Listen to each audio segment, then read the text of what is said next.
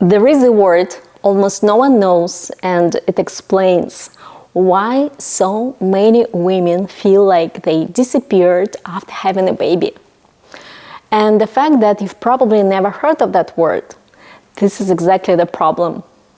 We talk endlessly about newborn sleep, newborn diet, postpartum hormones, but almost no one names the psychological process, the actual identity reconstruction that happens when a woman becomes a mother. I'm Daria. I'm a sociologist, entrepreneur, media host, and a mom of a toddler. And I spent a long time quietly asking myself a question. I was almost ashamed to say out loud, where did I go? I remember asking that while watching my daughter sleep, completely in love with her and completely lost in myself at the exact same time.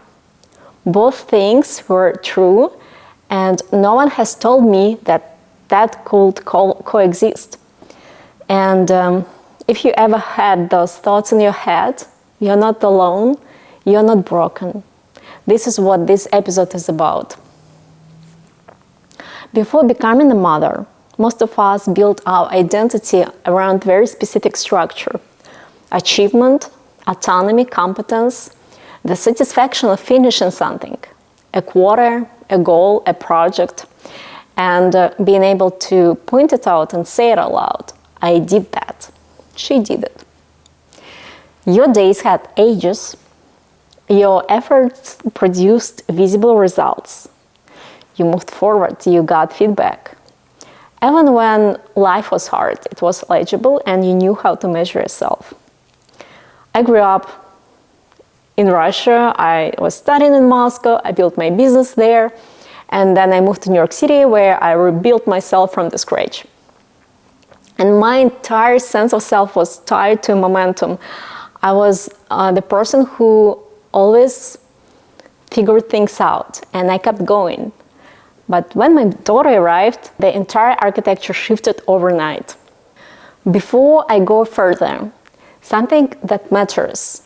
During all of this, I was falling deeper and deeper in love with my daughter every single day. And that love was never a question. And there was something I never experienced in my life. But the question was everything I thought I knew about myself. Both things lived in me at the same time. And this is exactly what makes this so hard to talk about. It's when your time fragments. Your body is no longer fully yours. Your nerve system is co-regulating another human being almost 24 hours. And the work becomes invisible, cyclical, repetitive. There is no finish line on feeding, no promotion in soothing, no performance review for emotional containment. It's cognitively understimulating and emotionally overwhelming at the exact same time. That paradox no one prepares you for. And you can feel exhausted, but not fulfilled the way you used to be after you spend the whole day working, for example. And then it comes the guilt. I wanted that. Why isn't it enough? Why do I miss my old life? But missing something doesn't mean you regret what replaced that. I didn't want my old life back. I wanted the language, what was happening to me, to explain the processes. Here what I want you to understand, if you feel something like that. You did not disappear. Your previous identity structure collapsed. And that may feel like the loss, because it's kind of the loss. But it's not the whole story. This is where the matrescence comes in. The term was coined by anthropologist Dana Raphael in the 1970s, and it has been largely ignored in the mainstream culture. Just as adolescence describes the transition from child to adult, hormonal, neurological, psychological, relational, matrescence describes the transition from woman to mother. And it's complete identity reconstruction, not a phase you pass through a couple of weeks. It's a multi-year process of reconstructing who you are. But here what makes it uniquely hard, unlike adolescence, there is no cultural container for that. There is no cultural discourse around that. No one says you're entering a 2-year identity reconstruction, expect disorientation. It may be uncomfortable and no linear, and this is completely normal. Instead, the cultural expectation is gratitude, joy, instant bonding, and seamless transformation into mother right away. So when confusion arrives, and it always does, women internalize it as a personal failure, as ingratitude, and as something being wrong with them. But disorientation is not dysfunction, it's a transition. The absence of cultural ritual doesn't mean the process is not real. It means we have been left to navigate it alone. And this process hits particularly for high-achieving women. And I say that not as a compliment. I say it as an observation. And if your identity was built around strategic thinking, execution, visible growth, forward momentum, and suddenly your days revolve around nap schedules, tantrums, and the same free board books, the cognitive dissonance is real. And there is also the feedback problem. Identity thrives on reflection. In professional life, you constantly receive signals like approvals, metrics, income. You know where you stand. Motherhood offers a very delayed feedback. Sometimes the only signal you get in a day is crying. And yet, what you're actually doing is extraordinary complex work, emotional regulation modeling, long-term attachment building, nerve system co-regulation, executive function scaffolding. This is advanced psychological labor, but it's invisible. And when labor is invisible, identity destabilizes, not because you are weak, but because humans require reflection to feel solid.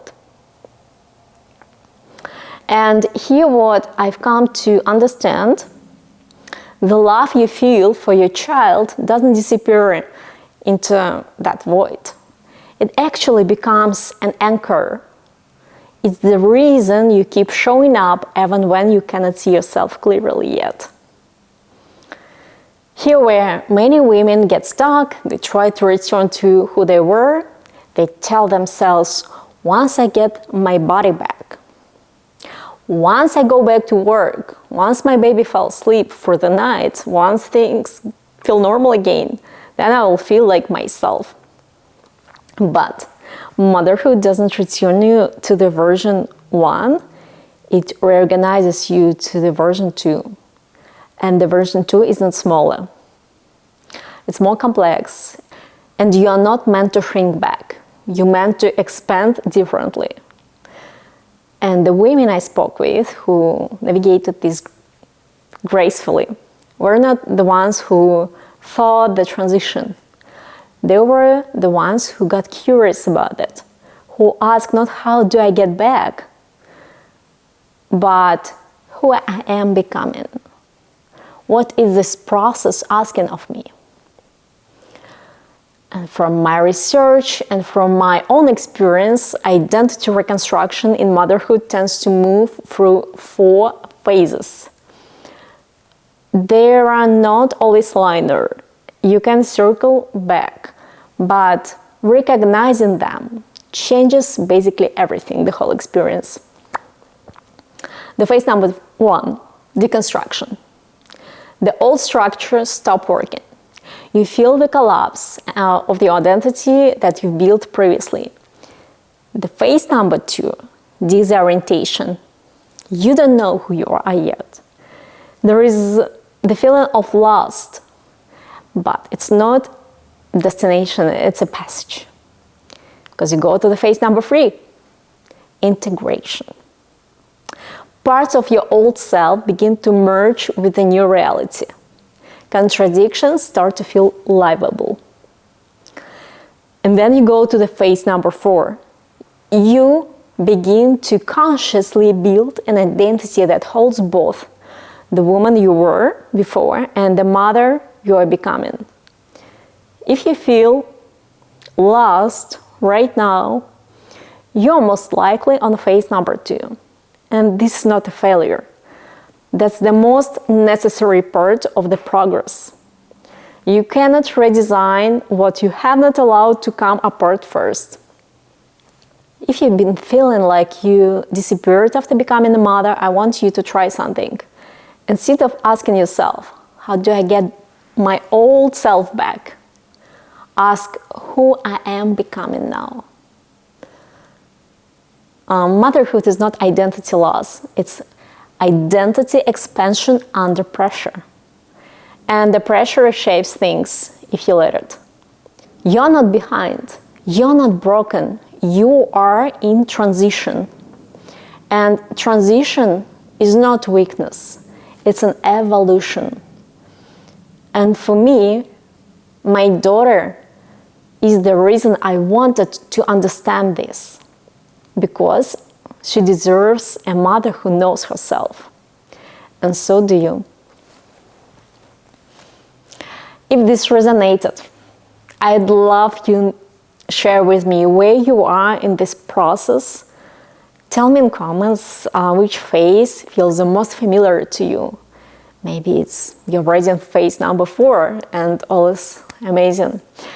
Next time, I would love to explore other topics about motherhood, and please subscribe, don't miss it. We're just getting started. Thank you so much for watching and see you soon on She Did It Show.